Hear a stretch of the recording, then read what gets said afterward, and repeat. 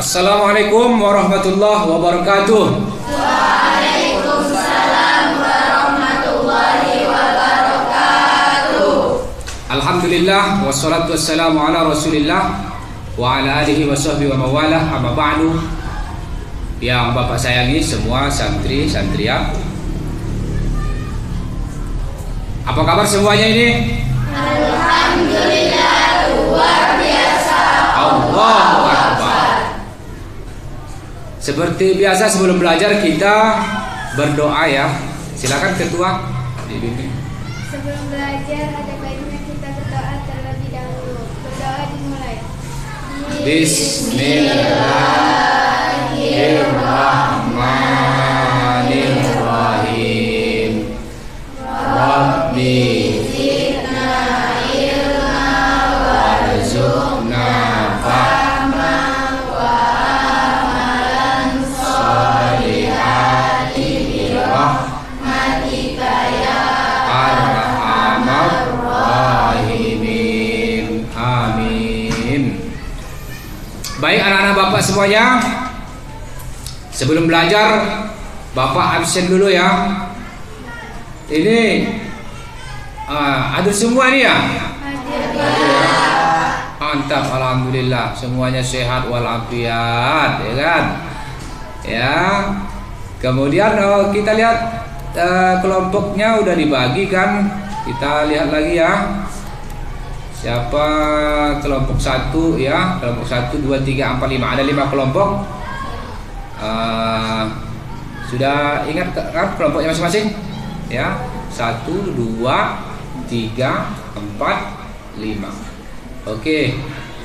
Baik anak-anak Bapak, kita lihat nanti tugas kamu adalah menjelaskan ya apa yang ada di slide kita. Ya. Kemudian nanti Bapak bagikan lembar tugasnya, kamu isi di situ ya, diisi. Apa-apa yang dijelaskan oleh teman kalian dan buku paket yang Bapak bagikan, kamu isilah lembar tugas yang Bapak kasih, gitu ya, sebagai tugas kalian. Tapi sebelum kita belajar ya, Bapak ingatkan lagi, kita adalah pelajar Pancasila dan Rahmatan lil Alamin. Jangan lupa ya, di mana saja pun kita, jadilah kita menjadi rahmat bagi sekalian alam. Ya, bagaimana orang senang dengan kita, orang beruntung dengan kehadiran kita, ya, itu harapan kita.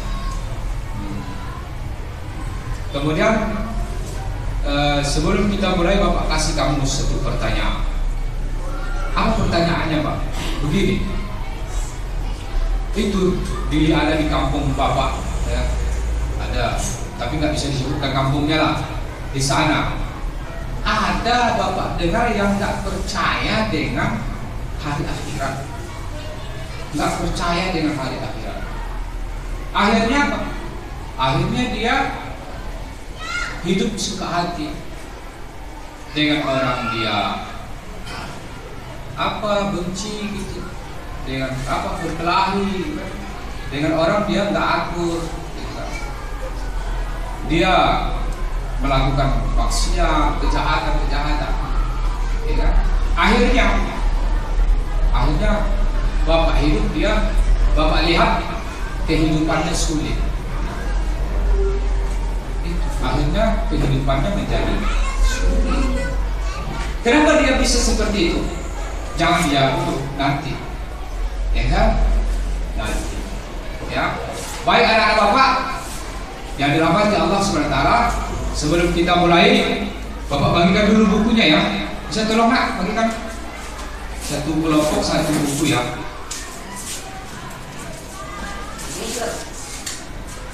Itu ya satu kelompok satu lembar tugas. Satu buku paket dan satu ini apa? Aldi. Satu kelompok satu ya. Oke, terima kasih ya anak-anak kooperatif ini. Ini contoh kooperatif ya, suka membantu kan. pahala, walaupun cuma nyebar kertas itu udah pahala. Oke ya. Kemudian sebelum kamu jawab itu, mari kita maaf, Bapak kasih kamu waktu 15 menit untuk membacanya. Dan setelah itu nanti kelompok akan maju ke depan. Tapi satu orang aja ya, mewakili kelompoknya. Satu orang.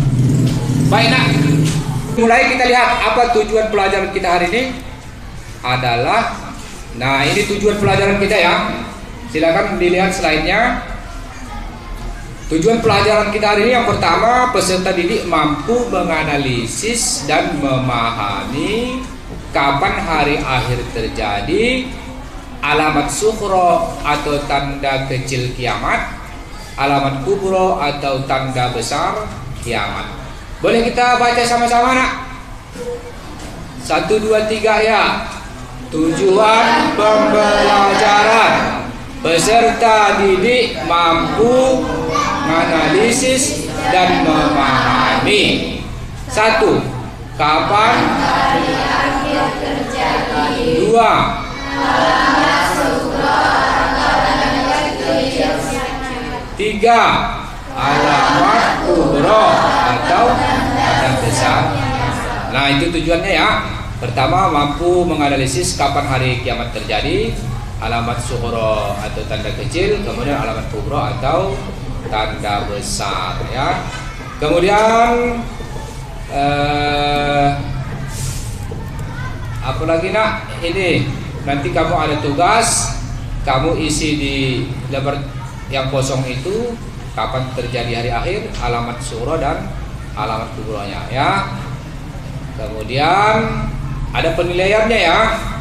Kalau nanti kamu menjelaskan slide-nya bagus, sesuai kaidah lancar, nilai A. Kalau menyampaikannya kurang lancar, nilai B, dan seterusnya ya. Kemudian ini kita tutup dengan sebuah harapan ya. Selamat bekerja ya. Lelah hari ini agar tidak menangis di masa depan. Masalah. Terima kasih. Alhamdulillah ya, sudah habis 15 menit membaca dan mengerjakan tugasnya. Nah, sekarang giliran kita presentasi ya, atau menjelaskan slide kita hari ini. Kelompok mana yang duluan siap ini? Masyaallah, kelompok apa ini? C ya, kelompok C. Masyaallah. Silakan maju, kita boleh kita kasih tepuk tangan. Silakan Kak. Ini namanya Nagila ini kan? Oke, Nagila. Pakai mic ya biar kedengaran. Iya.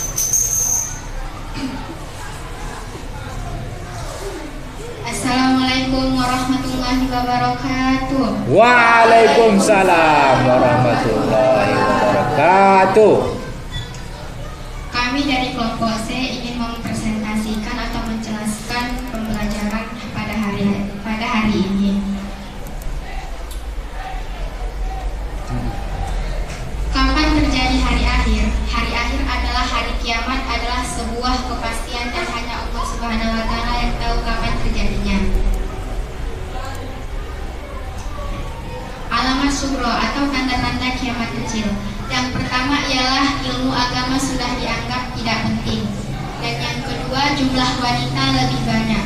Yang ketiga, banyak terjadinya gempa bumi. Yang keempat, kemaksiatan dan pembunuhan merajalela.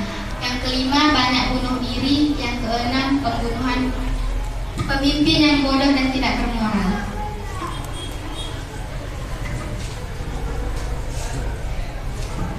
Alamat kubro atau tanda-tanda kiamat besar. Yang pertama ialah matahari terbit dari barat. Yang kedua, muncul binatang bisa berbicara. Yang ketiga, muncul Dajjal mengaku Tuhan. Yang keempat, muncul Ya'juj dan Ma'juj. Dan yang kelima, lenyapnya Al-Quran dari musab-musab dan hati manusia.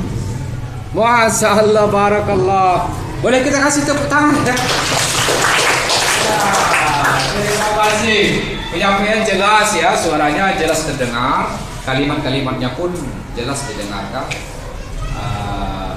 Baik, Nakila dari kelompok C ya, mantap ya. Tapi nilainya nanti belakangan ya kan, kita hanya mendengar aja dulu ya. Nah, bolehlah kasih pertanyaan kalau belum paham ya, atau kritik, saran, komentar boleh sampaikan apa. Ada yang mau bertanya ini? Ya, silakan.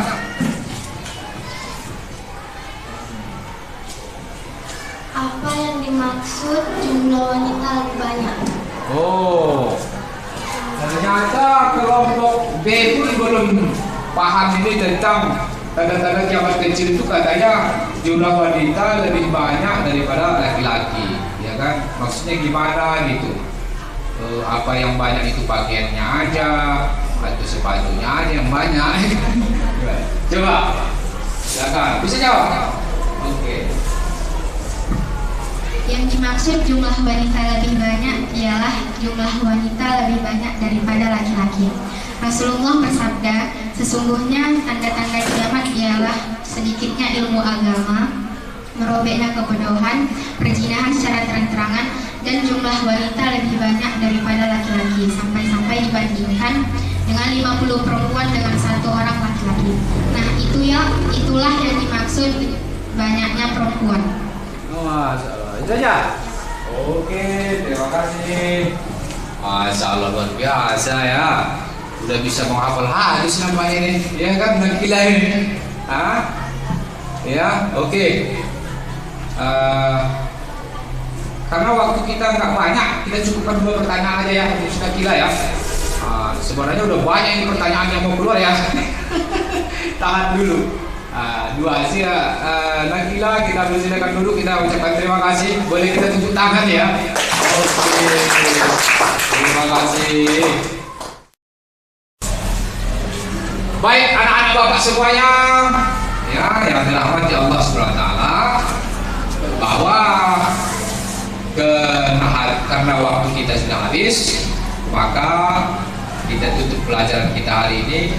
Tapi sebelum bapak tutup, bapak teringat apa kontekstualisasi pembelajaran kita hari ini dengan fakta sosial, kan gitu? Kontekstualisasinya adalah bahwa ada, misalnya begini, ada juga teman bapak yang mengatakan bagaimana kita bisa percaya akhirat itu benar-benar terjadi, kan gitu? Bagaimana kiamat itu benar-benar terjadi? Apa mungkin? Bukankah kita ini hanya hidup mati dan begitu saja? Kata dia, wah ini orang tanda-tanda apa ini? Orang yang kurang beriman, ya kan?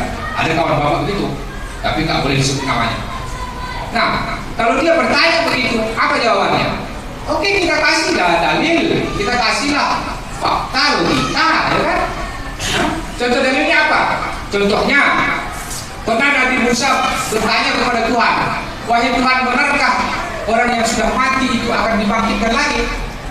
Padahal sudah tinggal tulang belulang, kata Nabi Musa kan? Kemudian Allah berfirman, coba kau cincang-cincang burung, seekor burung cincang-cincang, lalu satu tumpuk letakkan di gunung sana, satu tumpuk lagi letakkan di gunung yang sana, satu tumpuk lagi letakkan di gunung yang sana, kan gitu?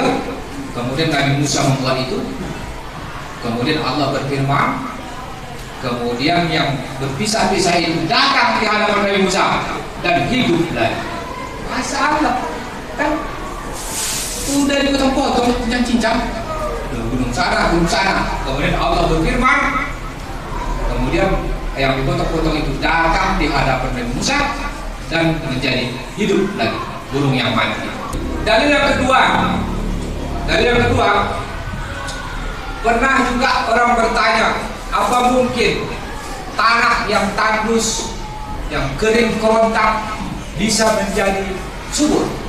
Maka Allah katakan dalam Quran, Allah bisa menjadikan tanah yang tandus menjadi subur. Buktinya banyak sekarang yang kita anggap tak bisa hidup apa-apa kan. Begitu Allah turunkan hujan, ya kan? Hujan beberapa hari, udah tanah itu subur.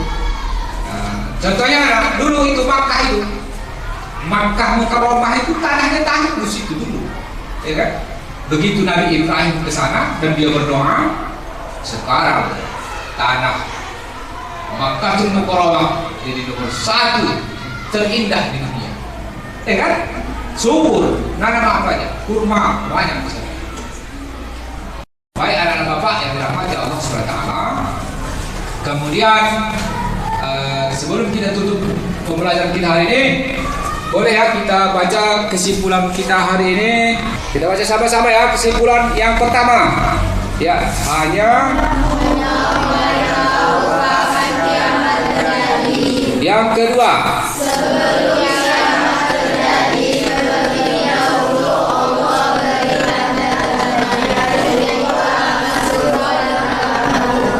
terima kasih, luar biasa anak bapak hari ini.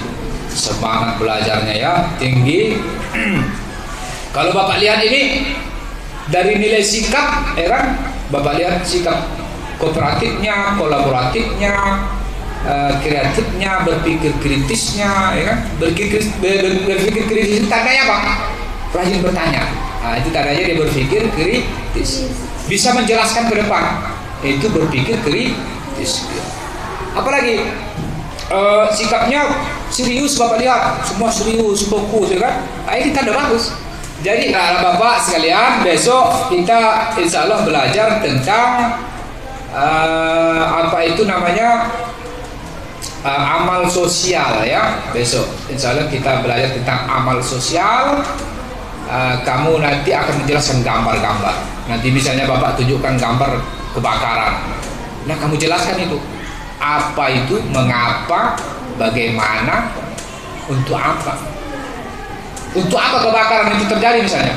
Kan agak konyol ya kan? Untuk apa? Kalau ditanya nafsu kita, nggak ada gunanya kebakaran, ya kan? Tapi kadang-kadang Allah mentakdirkan terjadi kebakaran. Untuk apa? Kalau dalam agama kita sebagai ujian, ya itu nanti kita perluas di pembahasan berikutnya. Nah, ya bapak senang hari ini kita bisa bertemu. Tapi begitu pun mana tahu ada bapak salah ngomong ya, mohon dimaafkan ya. Nah, terima kasih. Kita tutup dengan hamdalah. Alhamdulillah. Assalamualaikum warahmatullahi wabarakatuh. Waalaikumsalam warahmatullahi wabarakatuh.